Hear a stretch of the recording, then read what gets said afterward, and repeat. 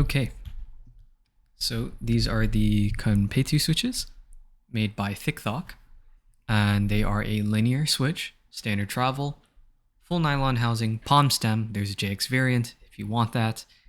22mm progressive spring, 68 gram bottom out, and the manufacturer's JWK. So my thoughts are, it suffers the same issue as AEBoards Blaecks in the fact that it's a full nylon housing and a palm stem, which in theory is a recipe for success, but here it's just not hitting like it should. I don't know why, and it makes it a little bit dull, because while it has a sound, it like cuts off almost. I don't know. It's just not as, it doesn't live up to its potential, I guess, when you read the spec sheet, right? For the feel, there is the slightest scratch if you listen for it, but you don't feel it when you're regularly typing. And the progressive spring is interesting, but when I compare it to the preference switch, which is a 20mm single stage spring, I couldn't tell the difference. Maybe I'm just not well versed in springs enough to tell the difference, but I mean, I could tell you a double stage from a single stage, but this is very tough for me to distinguish. They are a good spring though, like that's no lie, but there's that.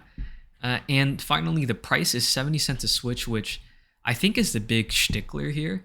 I don't think in the current switch market you can really get away with having a switch like this being 70 cents, because for much cheaper, you can definitely find things that are better, have more character, one that gives you a memory of it, right? This one, I think after this sound test, I probably won't remember that well unless I go back to the video, which is unfortunate because it's by Thock and they make the marshmallow, and apparently that's a good switch and I want to try it.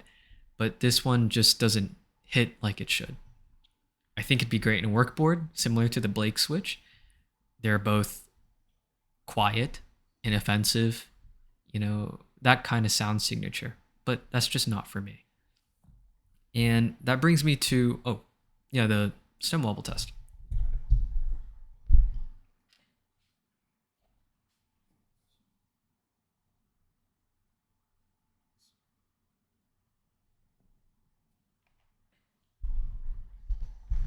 So as you could probably see, hopefully, there's very minimal wobble in north and south, but there's a little in east and west, but I don't think that's the end of the world by any means. And finally, would I keep it in my Hero? And I think if you've been following the Switch reviews, you'd probably know this is not up my alley, so that's no. But you might also go, hey, you gave the Aqua Kings the okay in the Hero, and I think that brings up the conundrum of, what gets to stay in the Hero? What gets to stay in a foamless board? And to that I say, I think it's character. I think it's memory.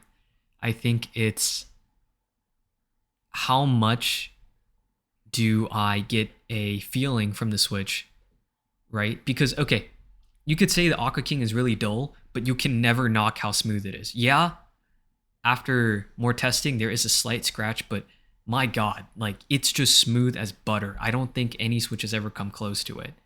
There's the Tangerine and the CJ, right, which are both super smooth, but Aqua King's another level. And that's just something special about the Switch. This one, for 70 cents, I can't give you anything to tell you this is worth 70 cents a Switch. For 50 cents a Switch, I could probably sell you on it, but not 70 cents. So if you find a discount, sure. But right now, I just can't recommend it, So, yeah. I hope this sound test helped and you enjoyed it. That's, here's to many more.